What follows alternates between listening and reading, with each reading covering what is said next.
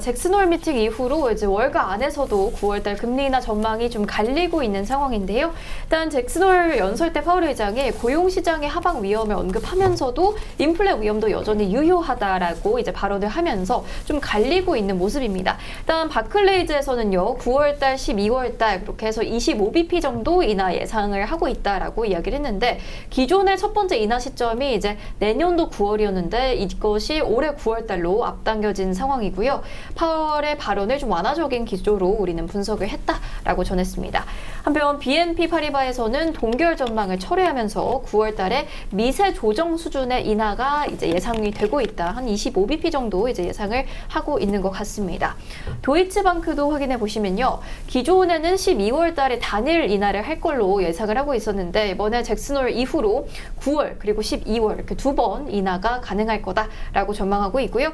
JP모건은 조금 다른 의견을 제시했습니다. 9월 인하가 쉽지 않을 거다라고 얘기를 하면서 연준 내부에서 지금 의견도 좀 분열이 되고 있는 상황이고, 따라서 만장일치로 결정을 하긴 어려울 거다라고 얘기를 했고요. 따라서 파월이 이제 캐스팅 보트를 쥐게 될 거고, 인플레이션이 만약에 다시 상승을 하게 된다면 대응하기가 어렵기 때문에 연준에서도 섣불리 인하를 하지는 않을 것이다라고 얘기를 했습니다.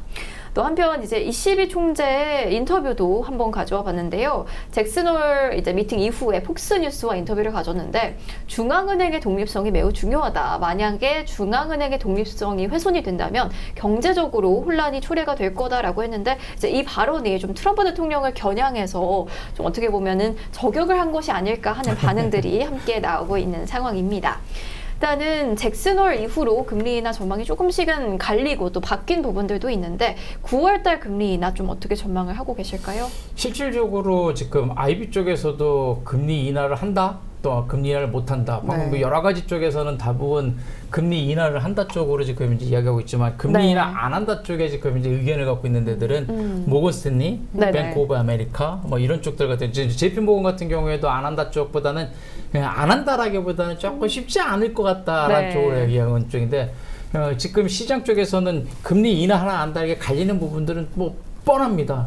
관세에 의한 물가 상승 할 수 없다. 그게 이제 모건 스탠리하고 뭐 뱅크 오브 아메리카. 대부분의 쪽들은 고용의 둔화, 그 다음에 경기 침체 뭐 이런 것들 갖다 선제적 대응, 그래서 경기 연착륙을 위한 선제적 대응들이 필요한 것들이 시장의 컨센서스고, 일단 9월달 금리 인하에 대한 어떤 시장의 컨센서스 같은 경우에는 지금 이제 한 80% 이상이 금리 인하를 할 거다라고 얘기하고, 9월달 10월달, 12월달 세 번 남았는데, 10월달은 뭐 이제 연속 상승이니까 동결, 12월달에 또 한 번. 그래서 올해는 한 50bp 정도, 두 번 정도 내리는 걸로 시장을 좀 전망을 하고 있고, 내년까지 전체적으로 놓고 보면은 지금 4.25에서 4.5 정도 되는 금리를 갖다가 한 5번 인하해갖고 3%까지. 이게 지금 트럼프 쪽은 계속적으로 압박을 하고 있죠. 더 압박해갖고 지금 당장 1% 내려야 된다라고 할 정도로. 그러니 이제 파월 쪽 입장에서는 속도라든가 그 다음에 폭을 갖다가 좀 데이터 의존적으로 우리가 봐야 되는 거 아니냐. 거기에 우호 세력인 니가르트 같은 뭐 우군이니까 니가르트 같은 경우에는 우호적으로 이제 방어적으로 독립성을 훼손하지 마라. 뭐 이런 쪽으로 지금 이제 지원하는 거 아닌가. 저는 개인적으로 대표님께서는 고용이 더 지금 문제라고 보시는지, 아니면 인플레가 더 우려된다고 보시는 대표님 개인적인 의견도 궁금하거든요. 지금 실질적으로 그 경제 지표가 굉장히 혼선돼요. 지금. 그러니까 이게 앞서도 그래서 제가 채권이 오리무진이라고 얘기했듯이 이게 명확히 딱 보이면 저도 이게 좀 확실하게 얘기하겠는데, 관세에 대한 효과가 과연 어떻게 나타날까? 참 어려운 것 같아요. 이러다 보니까 관세에 대한 효과가 나타나면은 내리기 어려운 건 분명 자명한 사실인데, 근데 실질적으로 경기 둔화되고 있는 것도 사실이거든요. 그러니까 파월이 그러니까 지금 이제 데이터에 의존적이라고 어떻게 보면 한 뼘 뒤를 물러난 거거든요.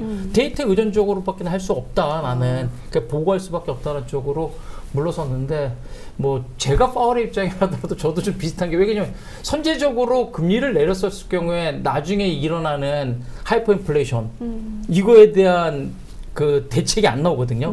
또 그리고 또 그렇다고 또 금리를 안 내렸었을 때 나타날 수 있는 경기 침체, 급격한 경기 침체, 이 부분도 지금 이제 우리가 간과할 수 없는 사실이고, 결국 데이터 디펜던트. 그렇죠. 결국 그러니까 나는 데이터에 의존해서 이게 고용이 완만하겠고 그 개인 PC가 한 2%대, 그러니까 아까 0.3, MOM이 0.3, 0.2까지 가면은 명확히 금리 인하를 갖다 내릴 수 있지만 지금 아이고 끈적끈적한 네. 물가가 있는 상태에서 금리 인하기에는 조금은 성급하지 않냐라고 하면서도 완화적 스탠스는 맞죠. 네. 아무래도 경기도 바라봐야 되니까 경기적인 측면에서는 금리 인하를 해야 되는데 이제 폭하고 속도를 네. 조절해 나가는 파월의 굉장히 좀 고단수였던 그러네요. 전략이 나오고 있는 거죠. 물가와 고용 이제 두 가지 포인트를 잘 지켜봐야 되겠고